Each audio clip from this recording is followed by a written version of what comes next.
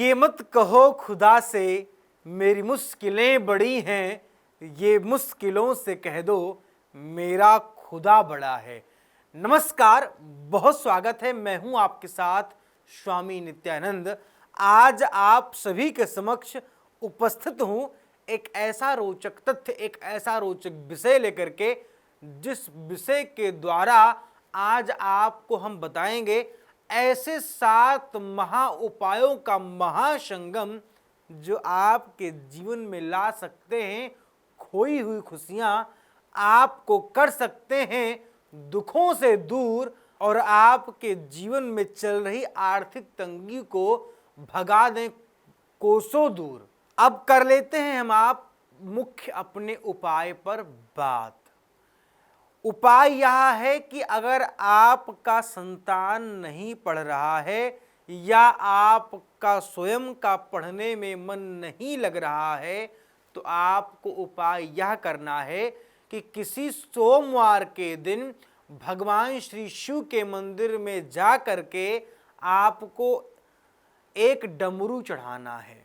एक डमरू ले लें और उस डमरू को भगवान श्री शिव के मंदिर में प्रार्थना करते हुए करचरण कृतम वा कायजम कर्मजम वा श्रवण नयनजम मानसम वा पराधम भेतम अभेतम सर्वमेत क्षमस्व। जय जय करुणाब्धे श्री महादेव शंभु। जय जय करुणाब्धे श्री महादेव शंभु। भगवान श्री शिव की इस प्रार्थना को करते हुए आपको एक डमरू चढ़ाना है और उस डमरू को ला करके आपका बच्चा जो पढ़ने में बिल्कुल भी मन नहीं लगाता है, उस बच्चे के स्टडी रूम में इस डमरू को रखवा दें, उस टेबल पर जिस पर आपका बच्चा पढ़ता है।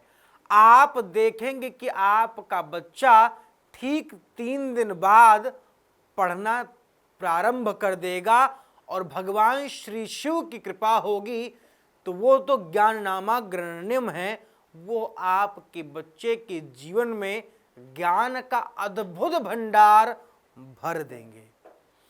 इस उपाय को श्रद्धा और विश्वास के साथ ही करना होगा। द्वितीय उपाय यह है कि आप अपने बच्चे को 14 मुखी रुद्राक्ष पहनाएं।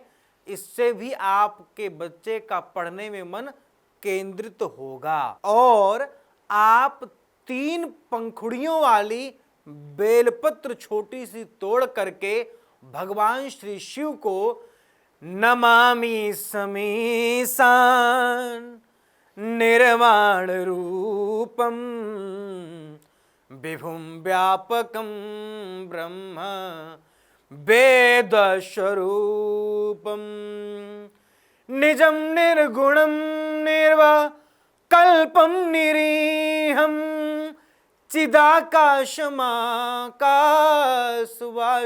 भजेहम। आप भगवान श्री शिव के शिवाष्टक का पाठ करते हुए आपके समक्ष जो हमने प्रार्थना प्रस्तुत करी है, इस प्रार्थना को आप गाते हुए आपको रामायण में उत्तर कांड में मिल जाएगी ये प्रार्थना आसानी से। या आप गूगल पे डालेंगे भगवान श्री शिव का शिवाष्टक नमामि समीसान निर्वाण रूपम विभुम व्यापकम ब्रह्म वेद स्वरूपम निजम निर्गुणम निर्विकल्पम निरीहम चिदाकाशमाकाशवासम भजेहम। इसको अगर आप गूगल पे डालेंगे तो आपको आसानी से प्राप्त हो जाएगी। और इस प्रार्थना को करते हुए आप बेलपत्र को चढ़ाएं और उस बेलपत्र को वहां से उठा करके अपने पर्स में आप रख लें। आप देखेंगे कि आपके जीवन में धन की कभी कमी होगी ही नहीं। धन में आपको जो तंगी मिल रही थी, आर्थिक तंगी से जो आप परेशान थे, वह आर्थिक तंगी आपके जीवन से छू मंतर हो जाएगी। इसलिए इस उपाय को भी आप श्रद्धा और विश्वास के साथ करें और भगवान की अत्यंत कृपा भगवान भोलेनाथ की होगी कि आपके जीवन में धन की कोई दूर दूर तक कमी नजर ही नहीं आएगी। इसलिए इस उपाय को आप एक बार करके और मुझे कमेंट बॉक्स में जाकर फीडबैक भी दें। अब हम आप बात करते हैं तीसरे उपाय पर। अगर आपके परिवार में किसी व्यक्ति का विवाह नहीं हो रहा है, चाहे वो लड़की है या आपका लड़का है, अगर बिटिया का विवाह नहीं हो रहा है तो बिटिया को बोलें कि 16 सोमवार का व्रत करे बिटिया। अगर लड़का है तो लड़के को बोलें आप कि ओम क्लीं पत्नी मनोरमाम देहि मनोवृत्तानुसारिणीं तारिणीं दुर्ग संसार सागरस्य कुलोद्भवाम। इस मंत्र का अगर आपका बच्चा या आप स्वयं 41 दिन तक निरंतर 108 बार पाठ करते हैं, बोलते हैं, जाप करते हैं, तो आपका विवाह भगवान की कृपा होगी तो 41 दिन के अंदर अंदर ही संपन्न हो जाएगा।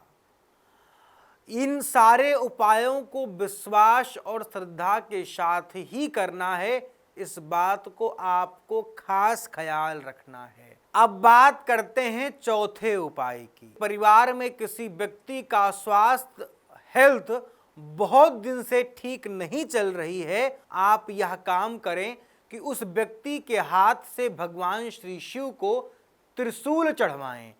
त्रिशूल चढ़वाएं और भगवान श्री शिव की प्रार्थना करें, पशूनां पतिं पापनाशं परेशं गजेन्द्रस्य कृत्यं वशानं वरेण्यं जटाजूटमध्ये स्फुरन्दाङ्गवारिं महादेवमेकं स्मरामि स्मरामि महादेवमेकं स्मरामि स्मरामि।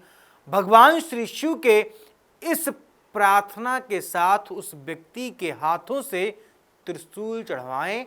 आप देखेंगे यह त्रिशूल सोमवार के दिन चढ़वाना है, निश्चित ही आप देखेंगे कि भगवान श्री शिव उस व्यक्ति के जीवन में अमृत रूपी अपना वरदान प्रदान कर देंगे। इस उपाय को भी आप श्रद्धा और विश्वास के साथ करें, स्वास्थ्य में निश्चित ही लाभ होगा। अब बात करते हैं पांचवें उपाय। अगर आपके जीवन में राहु और केतु का महादोष आपके जीवन में चल रहा है और आप राहु और केतु के उपायों को कर करके परेशान हो गए हैं, निराश हो गए हैं, हताश हो गए हैं, तो अब आपको चिंता नहीं करना है।